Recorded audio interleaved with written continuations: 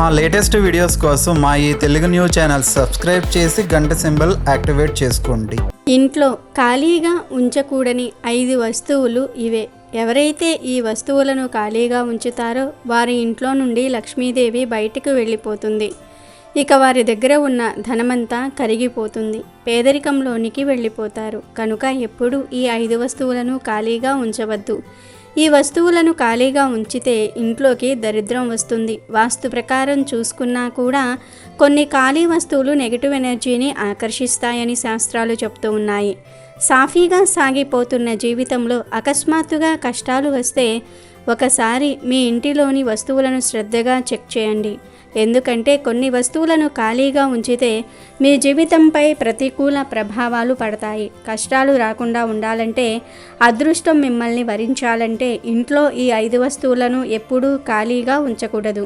మరి ఆ 5 వస్తువులు ఏమిటో ఇప్పుడు మనం ఈ వీడియోలో వివరంగా తెలుసుకుందాం.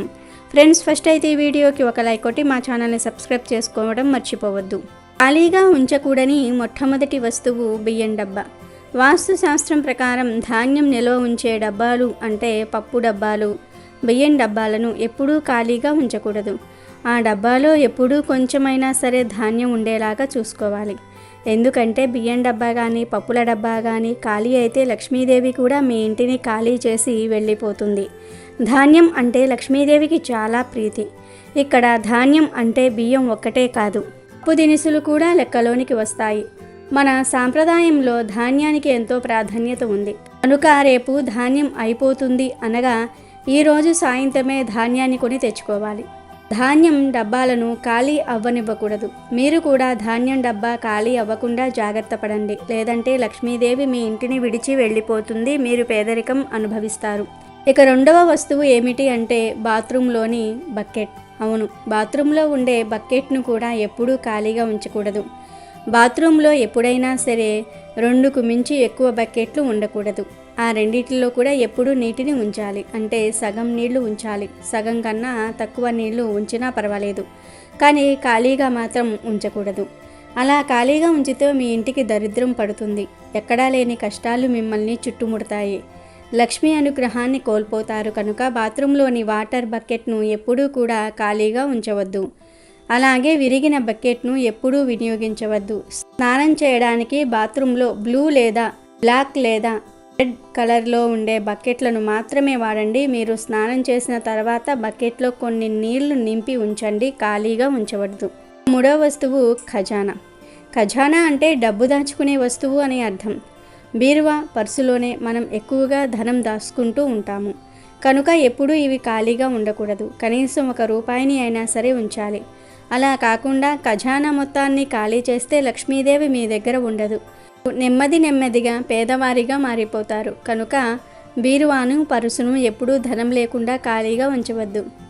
కొంత ధనం ఉండేలాగా చూసుకోండి. అలాగే ధనం దాచే చోట ఒక గోమతి చక్రాన్ని పెట్టుకోండి. అలా పెట్టుకోవటం వలన మరింత ధనం మీ దగ్గరకు ఆకర్షింపబడుతుంది. ఇక 4వ వస్తువు ఏమిటి అంటే పోపుల డబ్బా. పోపుల డబ్బా అందరి ఇళ్లలో ఉంటుంది. పోపుల డబ్బా అన్న, పోపుల డబ్బాలో నుంచి వచ్చే సువాసన అన్న లక్ష్మీదేవికి ఎంతో ఇష్టం. పోపుల డబ్బాలో సాధారణంగా జీలకర్ర, ఆవాలు, ఎండుమిరపకాయలు, మెంతులు, మిరియాలు లాంటి రకరకాల పదార్థాలు పెడతారు. కానీ ఈ పోపుల డబ్బా ఎప్పుడూ ఖాళీ అవ్వకూడదు.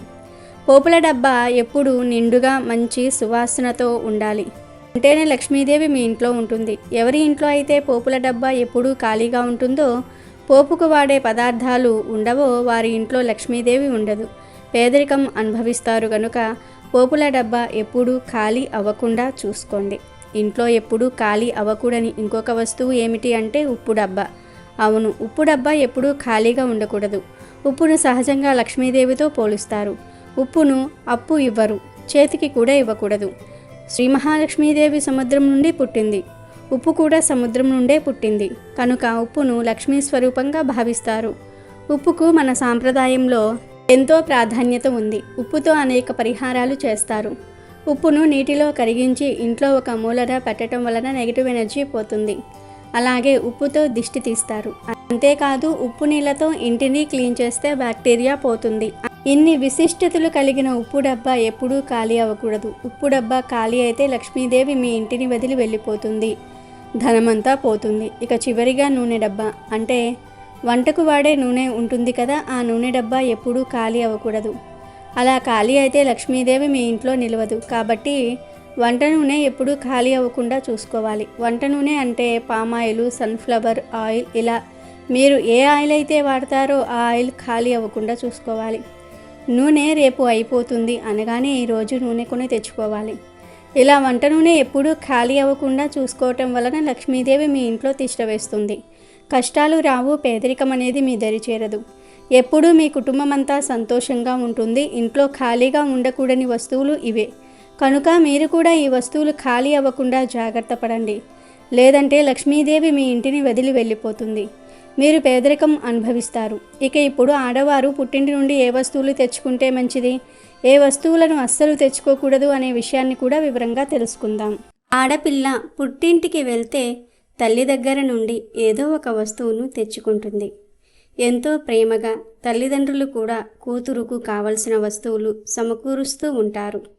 కానీ మహిళలు పుట్టింటి నుండి పొరపాటున కూడా ఈ వస్తువులను తెచ్చుకుంటే భర్తకు హాని జరుగుతుంది, అత్తారిల్లు కష్టాలలో పడుతుంది అని పండితులు చెప్తూ ఉన్నారు.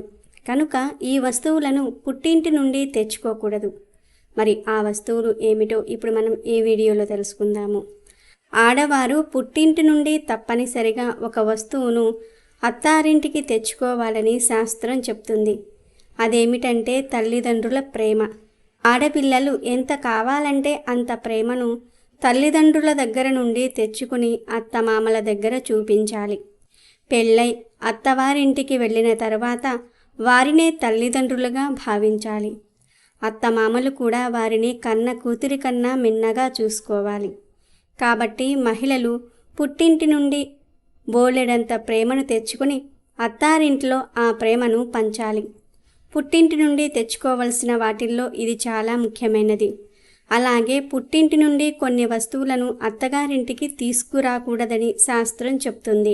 ఆడపిల్లలు పెళ్ళైనప్పటి నుండి అమ్మగారి ఇంటి నుండి అత్తగారింటికి ఏదో ఒకటి తీసుకుని వెళ్తూ ఉంటారు. ఎప్పుడైనా పుట్టింటికి వెళ్ళిన వెంటనే కనిపించిన కొత్త వస్తువు చూస్తూనే ఇది నా కోసమేనా, ఇది నాదేనా అంటూ ఆ వస్తువును తన కోసం తీసుకుంటూ ఉంటారు. ఇది సాధారణంగా ఆడపిల్లలకు పుట్టింటిపై ఉండే హక్కుగా భావిస్తూ ఉంటారు. అలా తీసుకొని వెళ్ళే వస్తువులు కిరాణా సామాన్లు, బంగారము, ఇంటి అలంకరణ వస్తువులు, తినుబండారాలు, అమ్మ చీరలు, నగలు వంటివి ఎక్కువగా ఉంటాయి. కానీ ఇలా అమ్మగారి ఇంటి నుండి కొన్ని వస్తువులు తీసుకు వెళ్ళకూడదని పెద్దలు అంటూ ఉన్నారు. మీరు ఇంతకు ముందు పుట్టింటి నుండి వీటిని తీసుకువెళ్తూ ఉంటే ఏ ఏ వస్తువులను తీసుకువెళ్ళకూడదు ఇప్పుడే తెలుసుకోండి. మీరు ఇంతకు ముందు పుట్టింటి నుండి వీటిని తీసుకువెళ్తూ ఉన్నట్లయితే ఏ ఏ వస్తువులను తీసుకువెళ్ళకూడదో ఇప్పుడే ఈ వీడియోలో తెలుసుకోండి. దానివలన మీ పుట్టింటికి అత్తగారింటికి మధ్య కలిగే దుష్ప్రభావాలను అరికట్టండి. సాధారణంగా పెళ్ళైన ఆడవారు పుట్టింటికి వెళ్ళి వచ్చేటప్పుడు చాలా రకాలైన వస్తువులు తెచ్చుకుంటూ ఉంటారు. అందులో ముఖ్యంగా కొత్త దుస్తులు, స్వీట్లు, మసాలా పొడులు, కిరాణా సామాన్లు, కారాలు, పచ్చళ్ళు, ఇలా అమ్మవాడిన సామాన్లు, ఇలా వారి జ్ఞాపకంగా తెచ్చుకుంటూ ఉంటాం. ఇలా తెచ్చుకోవటంలో ఎలాంటి తప్పు లేదు. అలాగే ఆడపిల్ల పుట్టింటికి వచ్చినప్పుడు ఏదైనా వస్తువు అడిగితే చాలు ఎంతో ప్రేమతో తల్లిదండ్రులు ఆ వస్తువులు ఇచ్చేస్తూ ఉంటారు. అంతేకాదు పుట్టింటి నుండి తీసుకువెళ్ళే ప్రతి చిన్న వస్తువు మీద ఆడపిల్లకు ఎంతో మమకారం ఉంటుంది. పుట్టింటికి ఆడపిల్లకు ఉన్న సంబంధం విడదీయరానిది. అయితే ఆడపిల్లలు పుట్టింటి నుండి కొన్ని వస్తువులను పొరపాటును కూడా తెచ్చుకోకూడదని శాస్త్రం చెప్తోంది. ఆడవారు పుట్టింటికి వెళ్తే ఖాళీ చేతులతో తిరిగిరారు. అవసరం ఉన్నా లేకపోయినా కొన్ని వస్తువులను తెచ్చుకుంటూ ఉంటారు. ఇది ఆడవారి హక్కు, నైజం కూడా. కానీ కొన్ని వస్తువులను మాత్రం ఎప్పుడూ తెచ్చుకోవద్దు. అసలు వాడని కొత్త వస్తువులు తెచ్చుకుంటే ఏ శాస్త్రం చూడనవసరం లేదు. కానీ పుట్టింట్లో వాడిన వస్తువులను తెచ్చుకుంటే మాత్రం కొంచెం జాగ్రత్త వహించాలి. లేదంటే భర్తకు హాని జరుగుతుంది. పుట్టింటికి మెట్టినింటికి కూడా మంచిది కాదు. మరి పుట్టింటి నుంచి తెచ్చుకోకూడని ఆ వస్తువులలో మొదటిది పదునుగా ఉండే వస్తువులు.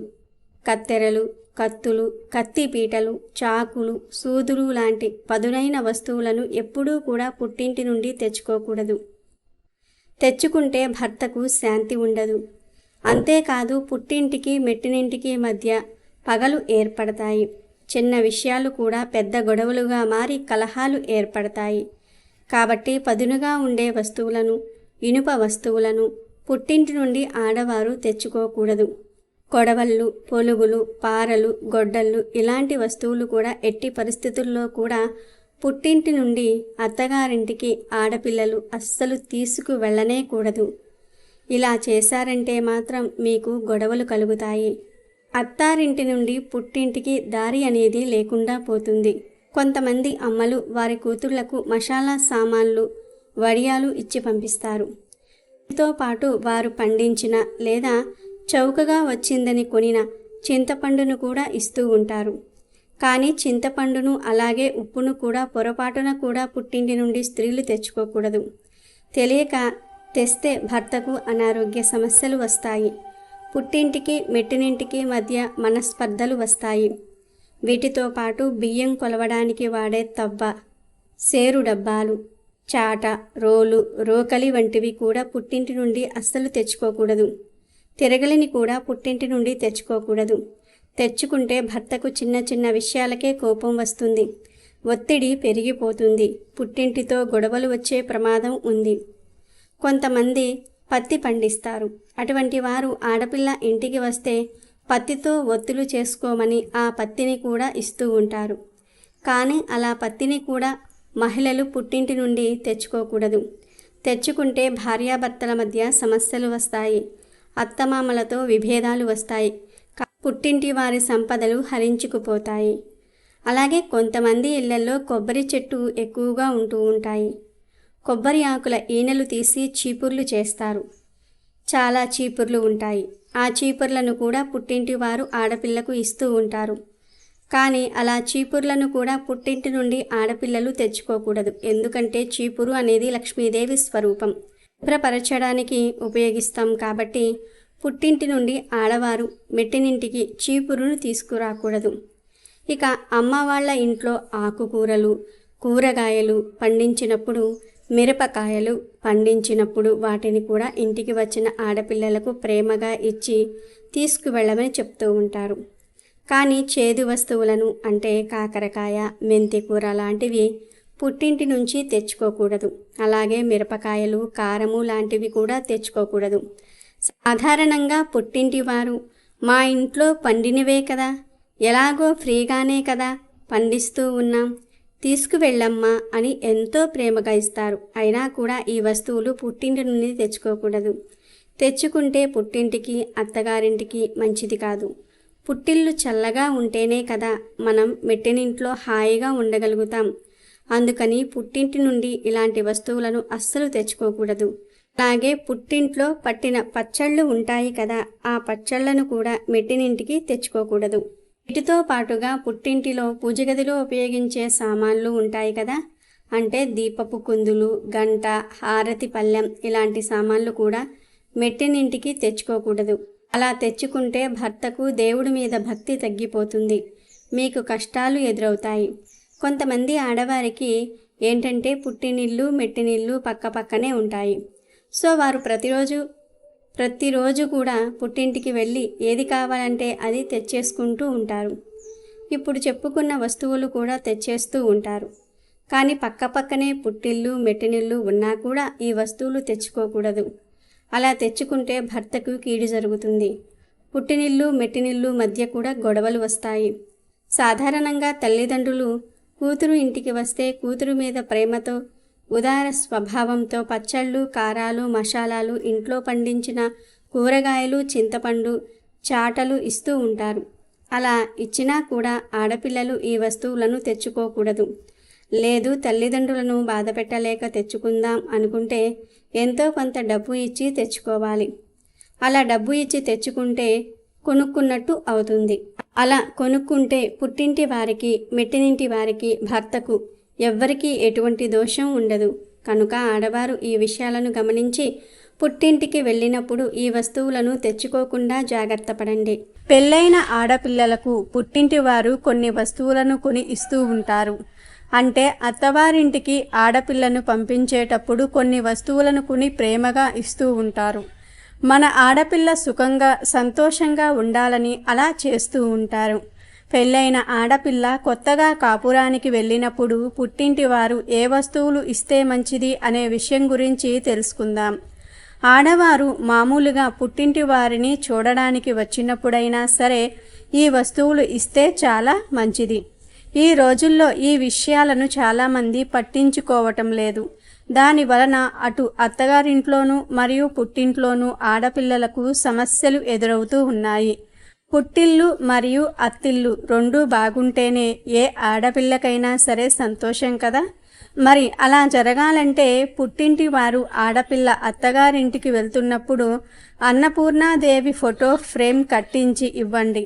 ఇలా చేస్తే ఆ ఆడపిల్ల అడుగుపెట్టిన అత్తగారింట్లో ధనానికి ధాన్యానికి లోటు రాదు, ధన సంపాదన పెరుగుతుంది. అలాగే అత్తగారింట్లో ఆడపిల్ల ఏ వంట చేసినా అది అద్భుతంగా ఉంటుంది.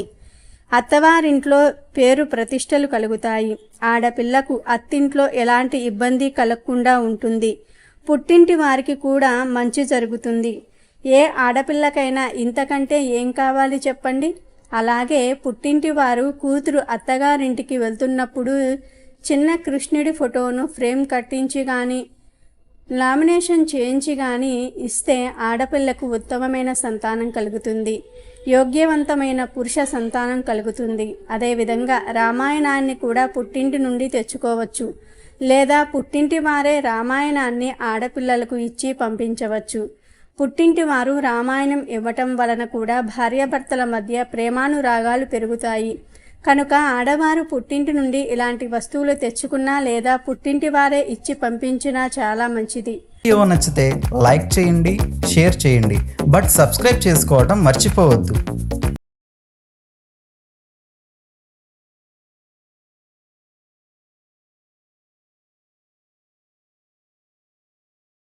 అమెజాన్లో బెస్ట్ డిస్కౌంట్స్ కోసం వీడియో డిస్క్రిప్షన్లో లింకు ఉంది, చూడండి. అలాగే మా టెలిగ్రామ్ ఛానల్ సబ్స్క్రైబ్ చేసుకోండి.